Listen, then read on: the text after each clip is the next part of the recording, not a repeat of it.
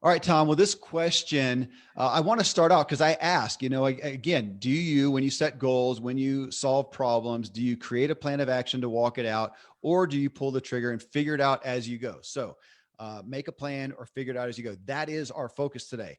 Before we jump in to the comments, which I'll let the cat out of the bag here, it was exactly half and half. I did not expect that. Wow. Yeah, exactly half. And I mean, literally. So we take every single comment that we got, and it was exactly half and half, though we had a few people say, it's both. I put them in the both category, but for those who chose plan or figure it out, exactly half and half. So we're going to talk about that there. But now one person did, Timothy, he said, I have always struggled with setting goals. I have gotten better the last few years, but I still overanalyze everything. I've never done an action plan. But to what he said, I've always struggled with setting goals. This is presupposing that you do set goals, that you do strive towards a desire, that you do have problems you commit to going to fix. And then once you do you make a plan?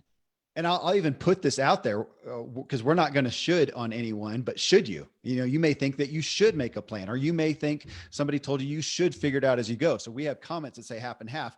But Tom, before we jump in to that, I do want to, anytime we talk about goals now, I can't do it. I don't want to do it without you bringing forth what you did in a show. It's been a while ago now, but we've talked about it since then, about how some people, the majority actually, don't respond as well to that term, goals. They respond more to, well, you give us that quick, give us the outline real quick. Yeah. So generally speaking, and I learned this from a good friend of mine, his name is Bob Teedy, and we were talking a couple of years ago, and he said, Tom, about only 20% of the general population is really goal setting oriented. About 80% of the population, people in general, are problem solvers. And so just think to yourself, do I prefer the way I like my day? Do I get up in the morning and write my to-do list of problems? And then do I get excited about solving all those problems? Is that how I operate? Or do I get up in the morning and think, oh my goodness, today's the day I get to work on my goal? I have this dream, this goal, this aspiration that I wrote down in detail, and I'm going to work towards that. And so here's what's interesting. Which one are you? Do you prefer solving problems, or do you prefer writing it out on paper and setting the goal and putting the plan and going through it? Now, here's the good news. At Ziglar, we have the 7-step goal setting system. Now, you can change the word in there. In fact, you can take out the word goal setting and put in the word problem solving, and it's the exact same steps. Yep. And so here's the good news. For everybody out there who has ever felt guilty about not getting real excited about setting goals and you'd rather solve problems, it's the same thing. It's just how you phrase it. And so, for example, step 1 in the goal setting system is to identify the goal. Yeah. So step 1 in the problem solving system would be identify the problem, right? Step 2 is, what are the benefits of achieving this goal? Step 2 as a problem solver would be, what are the benefits of solving this problem? You go all through the 7 steps. And so first off, everybody who's listening, either one is right. Okay. The key is in order to be effective day in and day out, we need a system or a process that's reliable, that we actually use. And when we do that, it gets us closer to every single day what it is we want to accomplish, or whatever the problem is we want to solve. And we get there more effectively and efficiently in the process. Tom, as I was thinking about this and reading through some of the comments, I just thought about the age-old analogy of going on a road trip. I have never personally, I'm sure somebody cool out there has done this where they've just gotten in their car and just taken whatever road and gone that direction and just figured out, or didn't figure out where they're going. They just took off. I've never done that.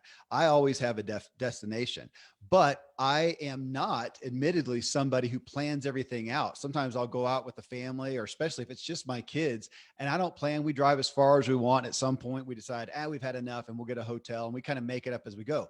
So that's the not specifically planning, micromanaging the process and kind of having fun along the way, figure it out. But it still, again, presupposes that we know the destination we're going. And that's my favorite, perspective I grew up with Zig Ziglar on is if I don't have a destination, I'm never really going to get anywhere, or I'm going to end up somewhere that I didn't plan. So, we're back to the value, and whether it's a goal or a problem. And as I thought about it, I think I do both equally. There are definitely some things that I set out as a desire and a goal, and I'm going to get there. And then there's just as many that it's just a problem I want to solve. I'm thinking, who cares? As long as you're progressing towards something, right? Yeah. And I did say, I'm watching and this is the podcast recording, but folks, listen to the podcast. We are now airing these, live streaming them on the Ziglar Facebook page. And right now we're doing that. There's usually 300 to 1,000 people viewing live. And then most of these, or when we do these, they're recorded, and they're generally getting about 50 to 60,000 views. So you're welcome to join us here. So I'm looking at these coming in, and just on an off topic, John Anderson, he just happened to put in there, hey, there's a lot of Ziglar on YouTube. There is, man. You want to see some of the best of Zig Ziglar on stage? You can go to YouTube and find him all over the place, places where he's not licensed to be and places where he is, but you'll find him everywhere there. And so please do that. A lot of our early episodes of the Ziglar Show, actually the ones before I came on, Tom. So the first 200 or so podcasts, we're in the 800s now. The first 200 are mainly just clips of Zig, and it may be 10, 20 minutes, classic stuff. You can get there absolutely free. All right. Well, Tom, you ready to dive into these? And I thought I'd start off with the people. Actually, there's a couple that said both. Let's hit that. Is that fair? Yep. All right. Timothy, he says, I've always, or no, actually, let me, I did his. Thomas, I've done both. I've learned that writing things down and making a plan of action works much better, but I have done both. Dennis says, no single answer. It depends upon this is interesting, the consequences of failure and the criticality of success. Though there is a dichotomy, as analysis paralysis can shut down any undertaking. We're going to talk about that. But I thought that was interesting, to say sometimes it's both. I think that's a fair answer. Sometimes you're going to plan it out. Yeah, if it is dire, I built my own house. We had a plan. You're actually required to. They're not going to give you a certificate of occupancy. You can't do it because we had to have a plan, and that was hundreds and hundreds and hundreds of thousands of dollars. So that was a big. So granted, that makes sense. So I talked about a road trip where I don't. Well, there's not a big failure there. I hadn't thought about it in that term, but maybe that has some validity. The bigger the consequences, or the bigger the investment, the more that's on the line. It probably does. I mean, if you're going after a big business and taking investor money, you better have a plan.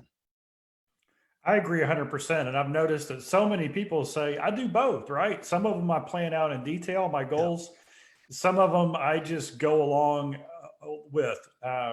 Right now, I love Audible, and I'm probably always in a book. And I'm going through Carol Dweck's book, Mindset. Yeah. And what she really did a lot of research on is that there are basically two mindsets out there. There's the fixed mindset, and then there's the growth mindset. And you really need to get the book. If you haven't read the book and you want to grow and learn and really understand what it is that makes you run, this book's spot on.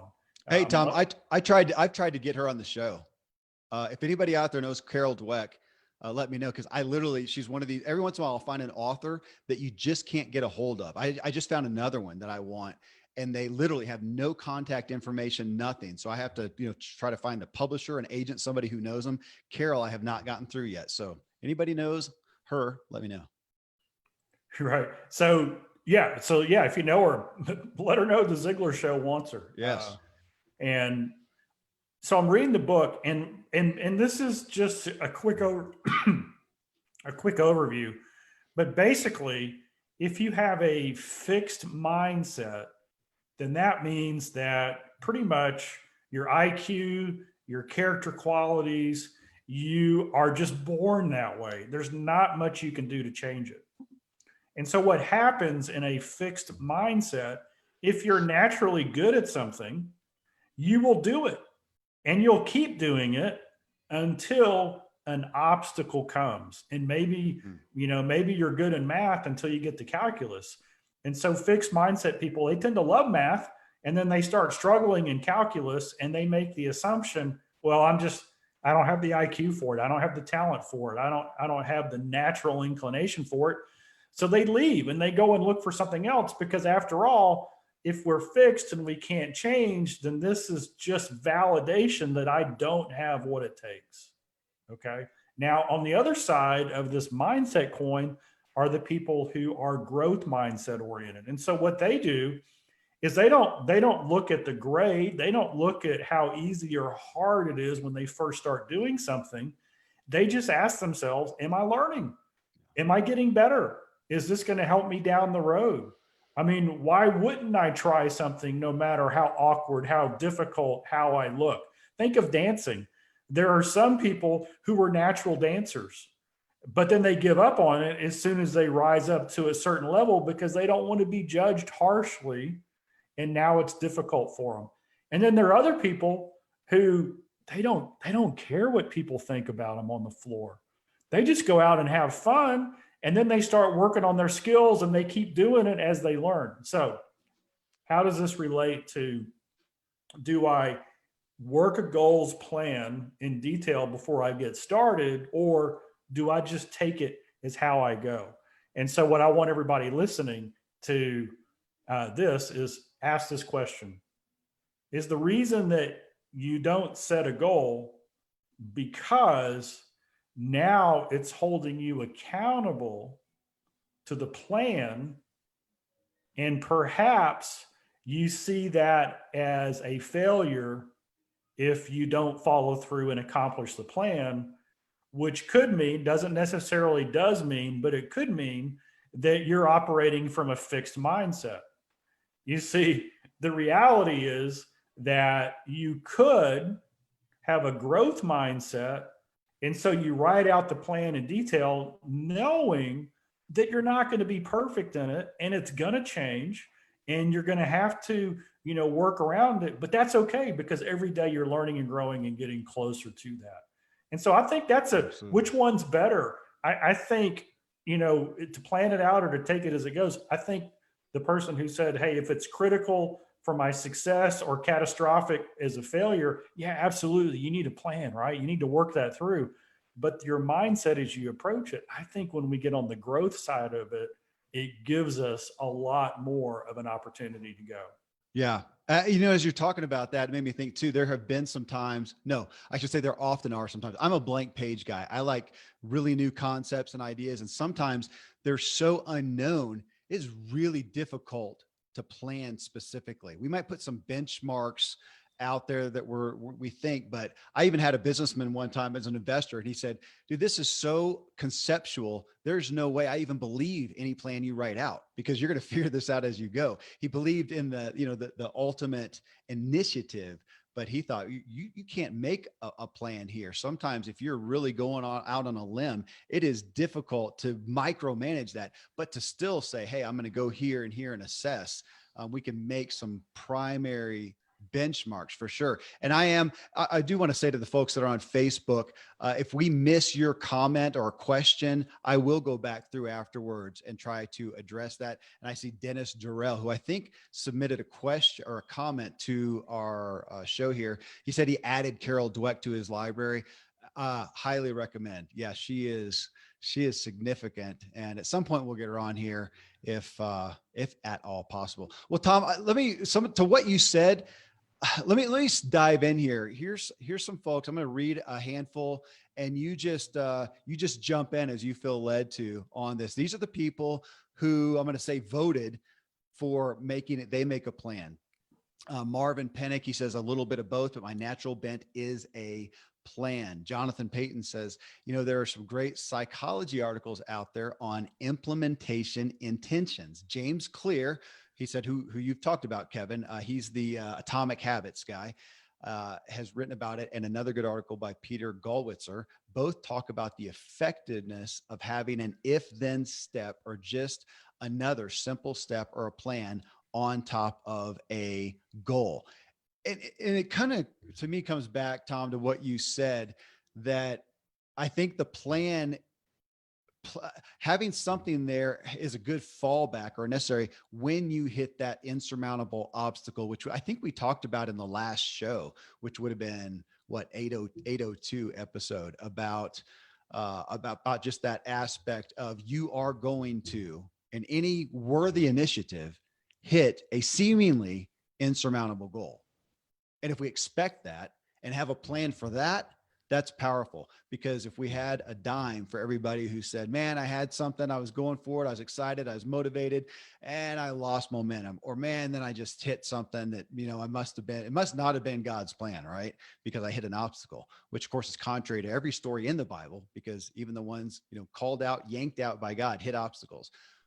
If we plan for that, if we have a plan for that, I think that's where it's powerful, just to what you said, so that we can overcome the obstacle that we are going to hit.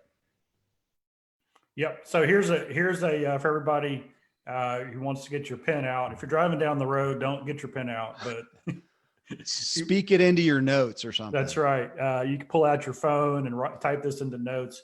But here are the 3 secrets to goal achievers. Okay. They write it down in detail, the goal, right? They have the plan. Number 2 is they work on it every day. And number 3 is they have an accountability partner. Now, why do I like having a goal written out? One of the things we teach in the goal setting system at Ziglar is that you review it every single day. You write your goal out, you review it. And that review of all your goals, and we tell you to work on 4 goals at a time, it takes between 6 and 10 minutes a day. And so here is the idea of, when you have something written down and you make it front of mind, your mind's an amazing tool, and it starts figuring out how to accomplish it, even when you're not, intentionally working on it, right? Even though it might be a week before you put some energy into it, if you're reviewing it on a regular basis, then you're more likely to have the answers when you get to the time when you are going to work about it, right? Because your brain's always figuring these things out. And so what does that mean? It just simply means this. We give ourselves, I believe, a tactical advantage when we write it down, because we are tapping into the operating system of our mind, which God created. Now, for those of you who are like, you know what, unless it's really, really serious, I just go with the flow. Let me give you a little bit of validation, okay? Nassim Taleb, who wrote The Black Swan, and he wrote Anti-Fragile, 2 great books. He talks about uncertainty, and he, in the book The Black Swan, he goes into detail about a black swan event is an unexpected event that changes everything. So just, the pandemic is a black swan. Yeah. Okay. So what he's done as a consultant is, when he works with Fortune 500 companies who have what I call the elite Ivy League, Oxford, Cambridge, Harvard, Yale executives who do all the corporate planning, this is what he's discovered.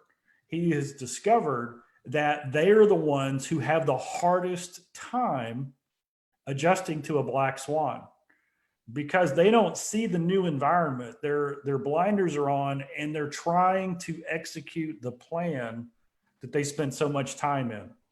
And so goal setting is kind of the same way. You might have a goal to buy a house in 2 years, and then you come home and your spouse, your wife, gives you the great news: hey, we're pregnant and we're going to have twins.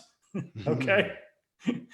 So what's happened? Well, your priority has just changed. The house may be put off a little bit, right? Because of the new addition to the family, or the size house you wanted might have changed. Yeah. Okay. So now let me flip it over. I want to give you a real world example of how it should be done. So this is Thomas Nelson Publishing, and Thomas Nelson, they published the book, my book, Choose to Win, Dad's book, Over the Top, a bunch of different books. And Sam Moore was the owner of that business for many years, and he's from Lebanon. He passed away a few years ago. But Bruce Barber, who's my agent, who worked for Sam, said, you know what Sam would do every year? He'd bring the executives in and he'd have us write a 3-year business plan. And then once we got it done and we turned it in, then we never talked about it again. The only thing that we did is we talked about this year's plan. And you see what Sam Moore was done, what he learned on the business street was we need to have the long range goal in mind, but we need to focus on what we can control today. Yeah. Okay. And so for those of you who are kind of in the middle with the right mindset, yeah, you write down the goal in detail, but you understand that life and circumstances change. And so if it's a long range goal you've written down, you honor what you're working on now. And it's okay if the big objective changes a little bit based on what's going on in your life.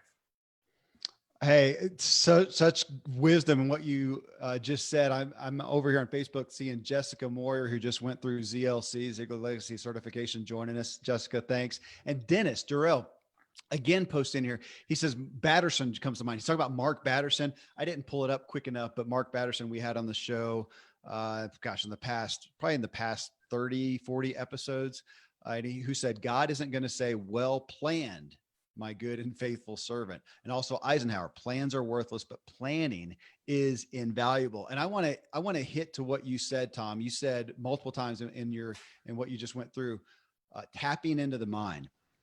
That, man, that one, when I have that goal out there, I mean, I can't take the next step without a few plans. I mean, I got to wake up the next day and do something. What's it going to be? And you got to have, again, a semblance of a plan.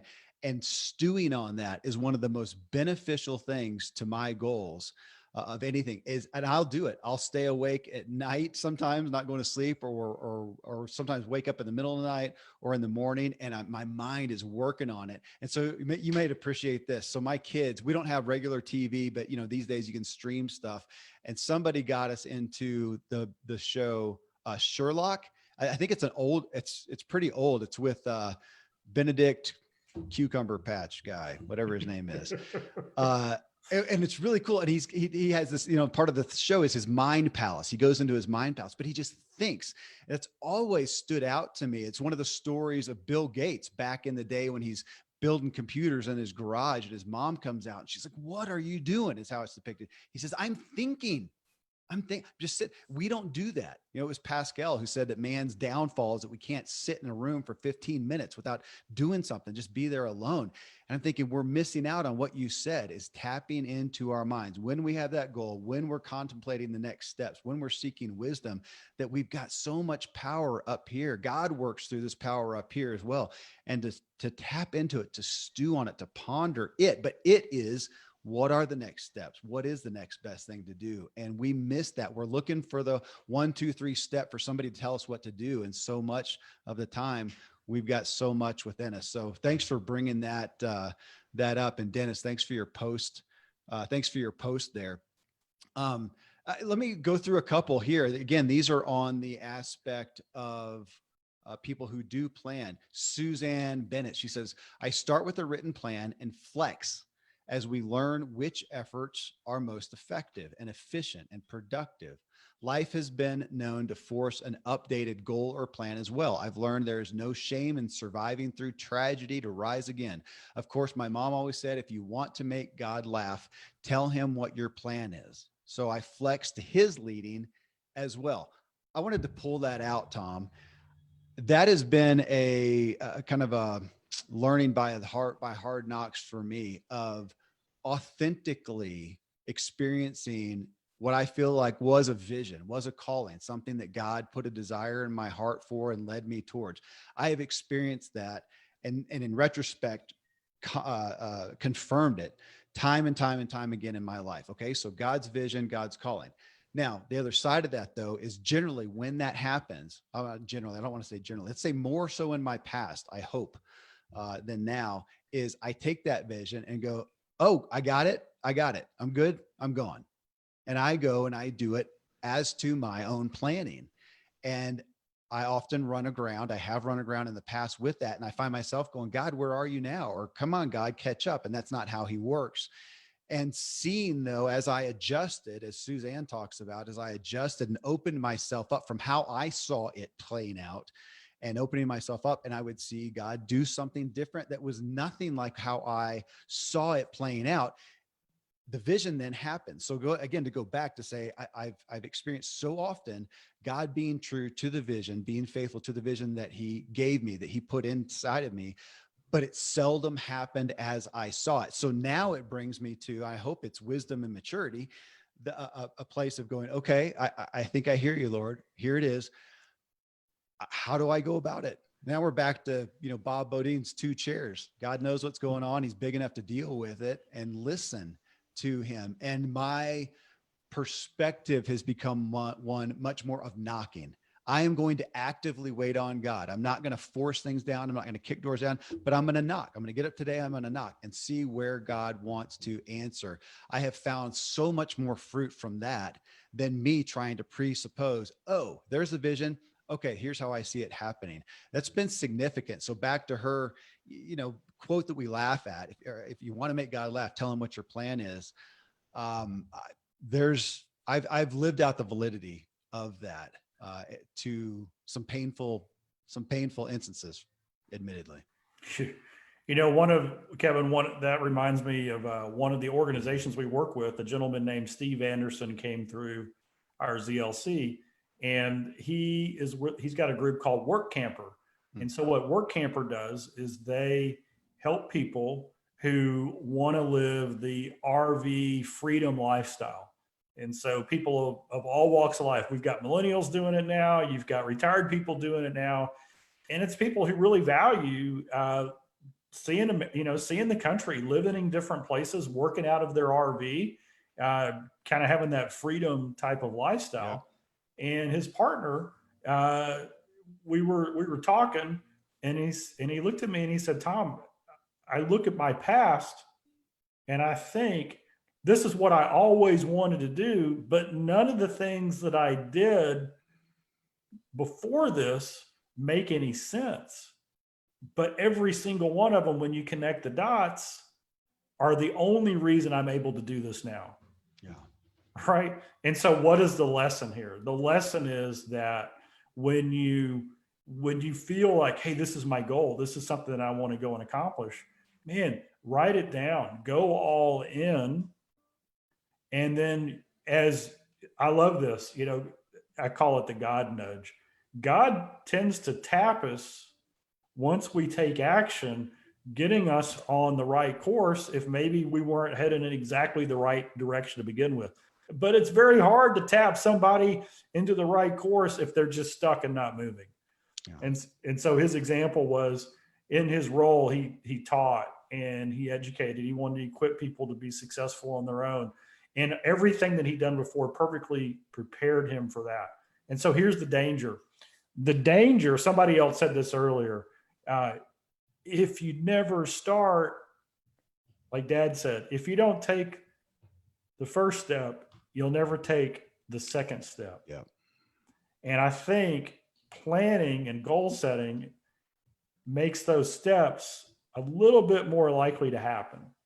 Yep. Yeah, absolutely. I'll put a call out on what you said there, Tom, to setting deadlines or committing to things. That is a habitual part of anything that I believe I am supposed to go forward to. I will make a big commitment or set a big public deadline or something that holds me accountable. And from that, then I have to do whatever it takes. That's my own, we all have our own medicines to deal with our own dysfunction. I don't believe we're all going to get rid of our dysfunctions, but we need to figure out how to manage them. I'm a procrastinator. I'm not a planner. I wait till the last minute. I know that about myself. So I manufacture things to make me come through. It reminds me of Dr. Ben Hardy, who we recently had on the show for the second time to talk about his book, Personality Isn't Permanent. His first book was Willpower Doesn't Work. And that's what he talks about in that book. That's another one, folks. If you don't know that book, I would put either of his books on your reading list. But Willpower Doesn't Work is so strong because he ultimately talks about that, about how our willpower is limited, gritting our teeth, being, all disciplined. There's a limit to that. And we generally are going to fail if that's all we are working on. And how better if we plan our circumstances, create circumstances that help guide us. And I'm going to paraphrase my own perspective, to manage our own dysfunction. So I like the big deadlines. I like the big commitments. For sure. Here, let me read another one, Tom. Andrew, he says, I always put together an action plan so I can see the steps ahead of me and so it doesn't seem so daunting. This works fantastic for health and lifestyle changes. I stick to the plan at first and adjust as I grow, learn, and accomplish my intermediate goals early.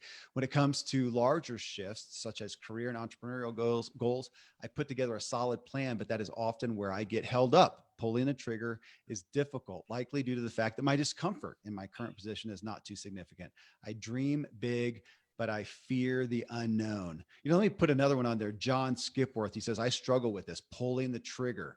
It has never worked in my favor. I am a planner by nature, but I tend to overanalyze before I tend to never get started. Let's talk about those real quick, Tom, before we go into, because I can keep going on this. These are the people who, by far and large, voted on the planning side. And then I want to read some next on the figure it out as you go side. Both of these guys talk about pulling the trigger. And we did have people, maybe that's what's coming up in the next section on figuring out as you go, people who talked about the struggles of, okay, here's a goal. Here's the planning that I want to walk out. But then they get analysis paralysis. They get in there and they don't just pull the trigger, as you said a minute ago, just take that first step. They can feel caught in that. So on the good side, I guess maybe the good side, Tom, the balance of having the goal, setting the plan makes us accountable, but it can also be daunting to get past that and actually just pull the trigger and go. And I don't know if there's that there's a tension. Maybe that's just, as in everything, there's a tension. There's no perfect answer in there. It's just, maybe that's what we need to plan for. That is where the difficulty lies, or one of the places. Right. And so let me kind of give you kind of a growth mindset approach to that, a locus of control, Yeah. and how important that is. And I'll just refer to a study by, I think Fredrickson was the psychologist who did this study. But they looked at senior citizens who moved into, senior citizen homes, a living environment. And so basically all their decisions were kind of made for them. What time was dinner, what was on the menu, that was all done.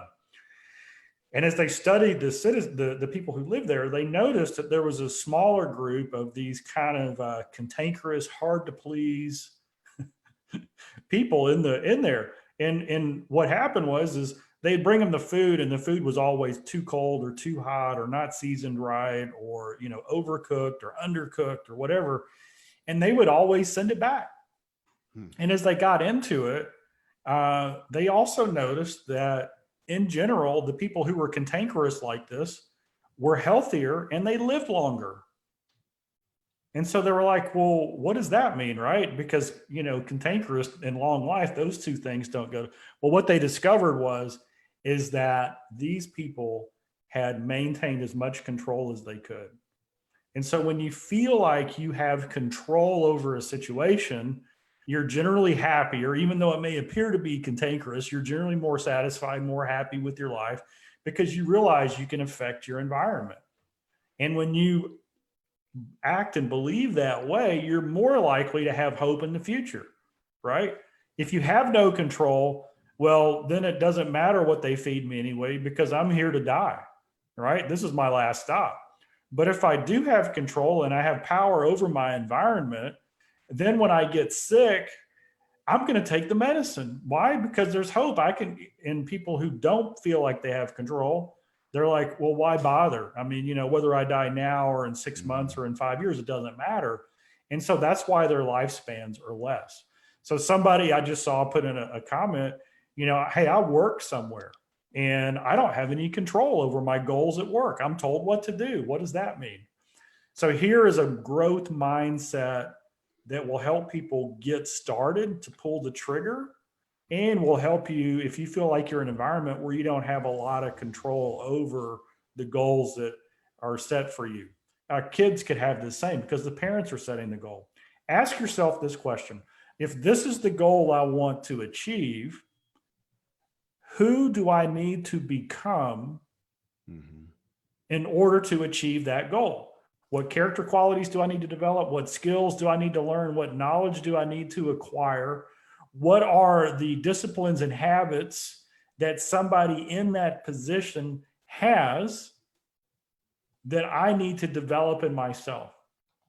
Now, ask yourself this question: if I go about developing myself to become that person so that I can be successful in attaining that goal, ask yourself this question: if I don't obtain the goal, was it worth it?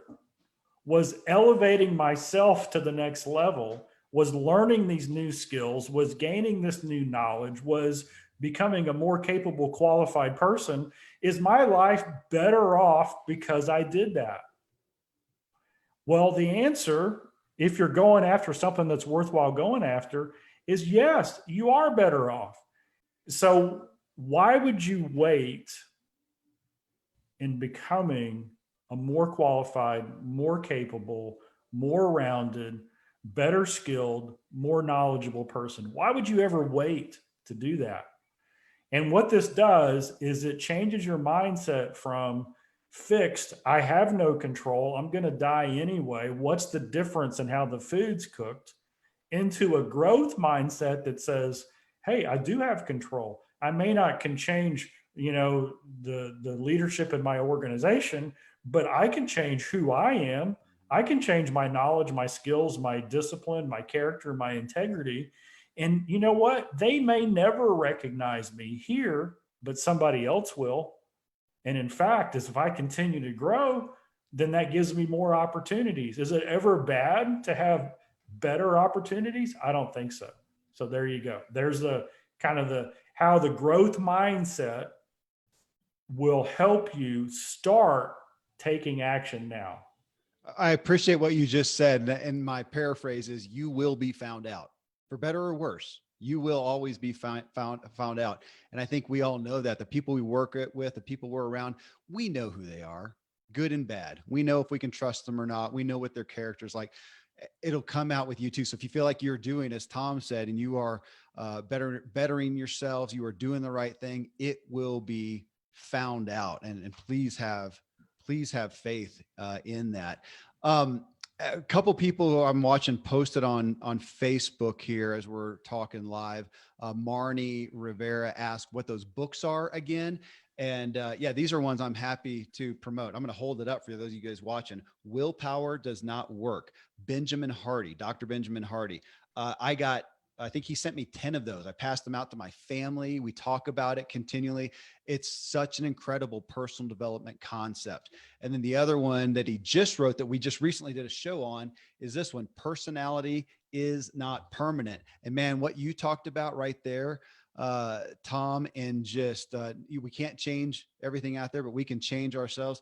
This book will give you freedom to realize you are also not stuck in your personality. It is not static. You are not, I am what I am.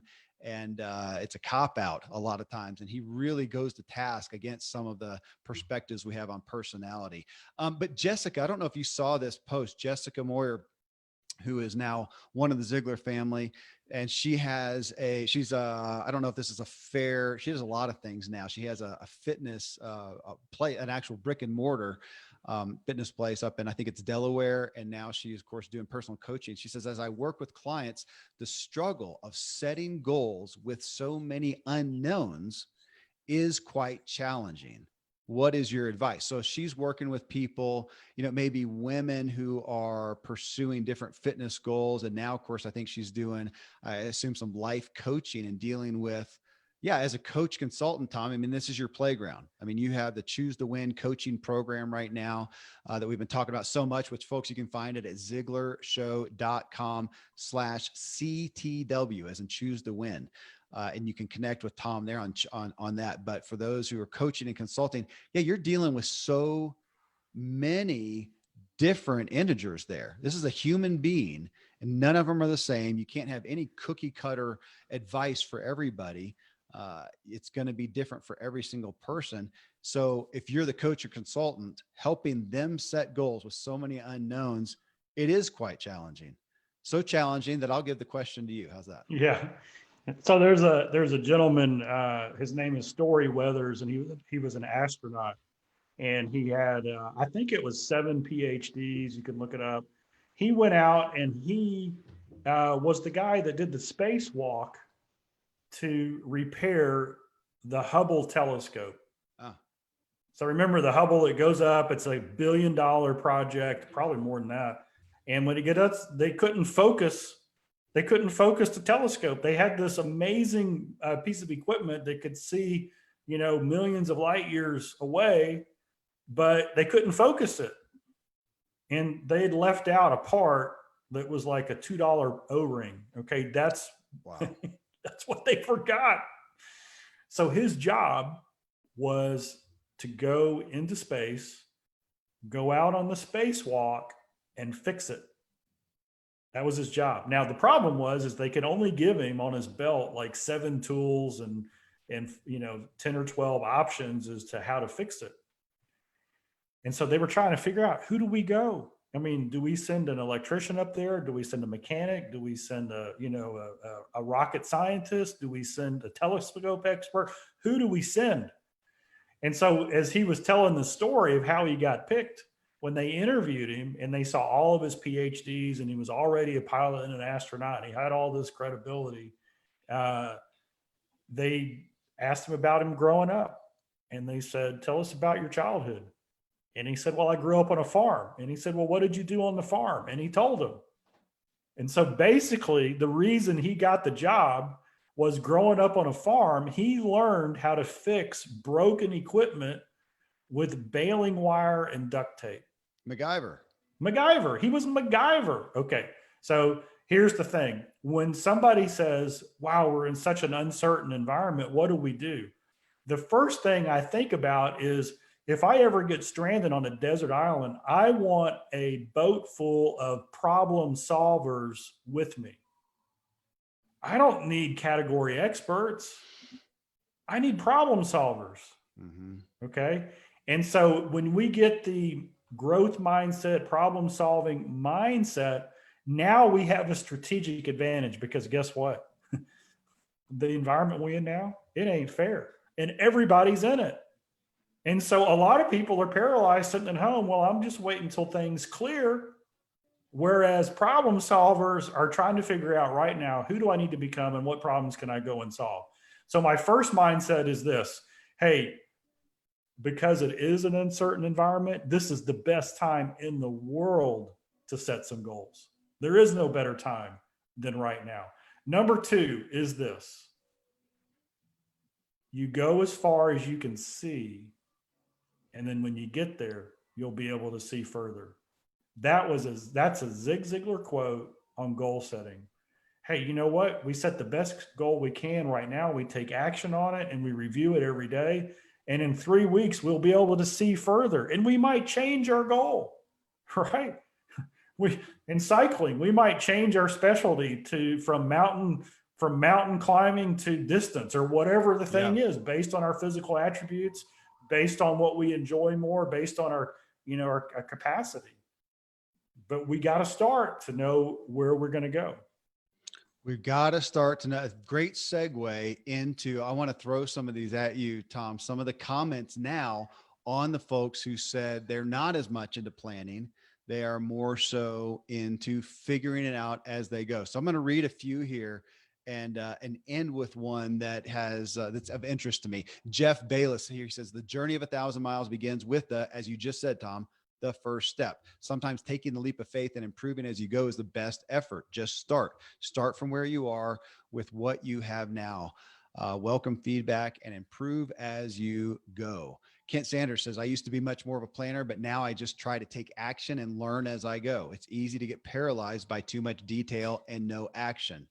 Mason Bassick, and this is where I wanted us to comment on. He says, for me, setting goals creates expectation and unnecessary pressure. Every day is a new adventure. And with so many variables changing constantly, I just go with the flow. If I have the desire to accomplish something, it'll eventually happen. With this approach, I never let myself down. All right. I ended on that last one because I think that one is dangerous. Tom, you mentioned a minute ago, going with the flow, and it will eventually happen. And with this approach, I never let myself down. That is the struggle that we have when we set the goal out, when we put the plans out. If we make ourselves accountable to ourselves or to somebody else, especially, there is absolutely the chance to let ourselves down. That is somewhat what accountability is at. And to what I testified to before, I do a lot of that commitment because then I'm forced to act because I don't want to let myself down, or I don't want to let somebody else down. That is a very real pressure that I wanted us just to bring up and say, yeah, that is a part of it. And you may, sure, what's the number one way to not let yourself or anybody else down is, well, don't commit to anything. That's not a great recipe as well. It's kind of like we often talk about, if you're going to put yourself on a pedestal like we are right here on the show and talk about something like this, you're going to get shot at. You're going to get criticism. The best way not to, well, don't stand up and say anything. Don't stand for anything. So there is that. I want to elevate that, yeah, we are talking about setting goals, making plans, having accountability so that we act, because we as humans generally need some pressure to act. And that is one of them, is letting ourselves or someone down. That is very real and true. I sure don't want to shy away from it. Yeah. So let me give you a Zig Ziglar secret. Here it is. When he would come off the stage and, he got standing ovations and the audience thought it was amazing, the dad never judged his presentation by the response of the audience. Okay. He judged it basically on two things. Did I prepare as much as I could have? And there's a little asterisk in there because he judged himself based on how much time he actually had to prepare. Okay. So he didn't fault himself if the circumstances didn't allow him to prepare as much as he would have liked to. Mm-hmm. But he held himself accountable to preparing as much as he knew he should if he had the time. Okay. So when he walked off the stage, he would say, did I prepare enough? And number two, did I speak God's truth in love? And that was it. And so here's the problem. One of the reasons that people don't write out a plan is because it does hold yourself accountable. Yeah. Right? It is the measuring stick. But here's what I want people to understand. When it comes to goal setting, it comes to achieving something, don't judge your success on the applause of the audience. That's wrong. That's results-oriented, results-focused weight that we don't need to carry. But what we can hold ourselves accountable to is, did I do everything I could to achieve this? And then did I do it in the right way that honors God? That's a higher standard, and it's also realistic. And so last week, gosh, why can't I think of the name of the book? Too many books, Kevin. But in this one, it talked about having a victory mindset. But then I heard the phrase for the first time, I hadn't heard it before, an almost victorious mindset. Okay. Now this is kind of cool. And this kind of goes into the growth mode. And so what they're saying is, imagine you're a salesperson, you do all the right preparation, you go and you give a fantastic, demonstration presentation to the board, and you've got a competitive product, the quality's there, the pricing's in line, everything's there, but you don't get it.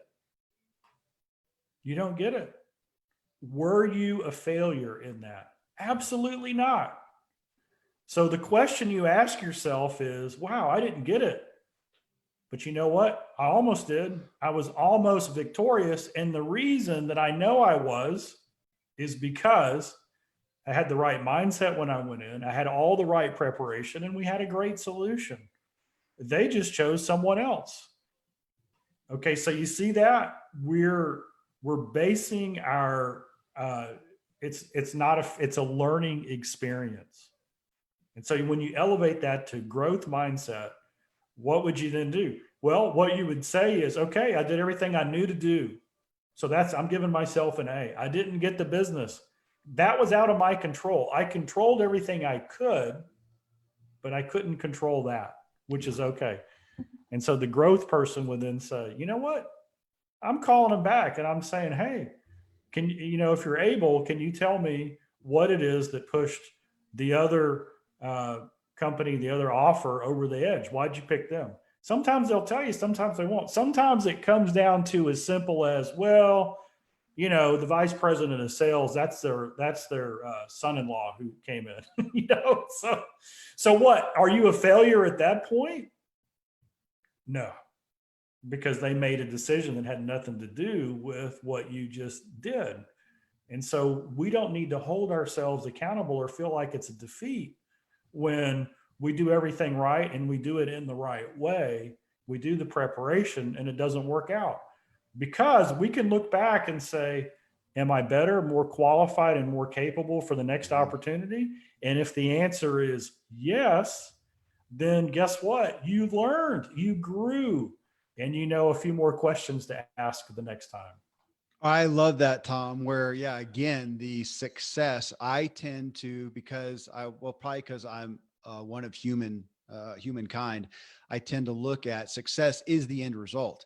And I have had to, well, hopefully I've been grateful to realize that, man, that is the end result is not always the goal. It's just what you said. What I learned and grew along the way towards that is sometimes better. Cause yeah, man, gosh, you're talking about, sales, and Ziglar Sales 101 is, what is the absolute goal? Is it to make a sale? No, it's to take care of the person.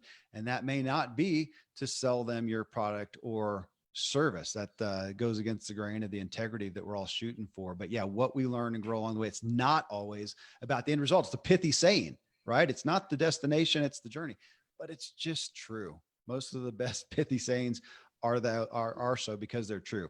Hey, here's one. Tony Cooper. She says, I used to just pull the trigger and go, then develop a plan. Once I started, there would ultimately be a plan of action in the end. Now I actually set goals, create a plan, and go for it. While setting the goals helps me be more of a success, sometimes it can also be a hindrance for me. As crazy as it sounds, planning sometimes brings doubt to my mind, and I'm less likely to pull the trigger even when the plan is good, mainly out of fear of not succeeding. I've had to really work on that the past few years.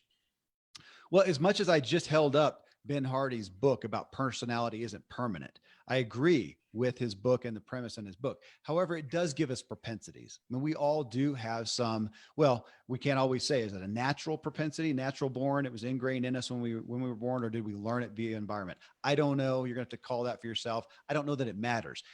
Today, Kevin Miller, I have certain propensities. And when she's talking about planning, that sometimes it can feel like a hindrance or feel confining, I am going to submit that there are some personality aspects in that. I know some people, like my accountant and my CPA, my bookkeepers, thank God, they love the details. They love the plan. They walk it out and they save me boatloads of money. I love them. That's why I'm not an accountant. I plan, really tight plans feel confining to me. They find these plans as freeing. And I know some people in other aspects, man, the plan and walking it out is so freeing. And to me, it generally tends to feel confining. So I'm not even going to put that off on personality type. I'm just going to say propensities, Tom.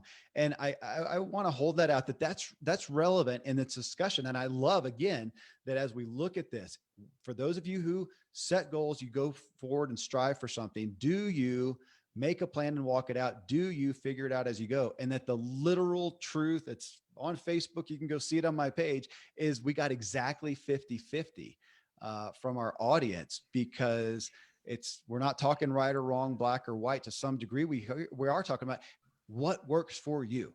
What works for you to set a goal, commit to it, and go out and get it. And if 10 of you go and you did it through the plan, great. If 10 of you did because you committed to it and you figured it out more along the way, as long as you're reaching that goal. So I hope people find some freedom in that. Now, if you find that the lack of making the plan does derail you, it causes confusions, well, then you need to do that. If you find that making a plan is making you feel confining, you need to address this. This is a fluid topic, I guess, is my point. Is that fair, Tom?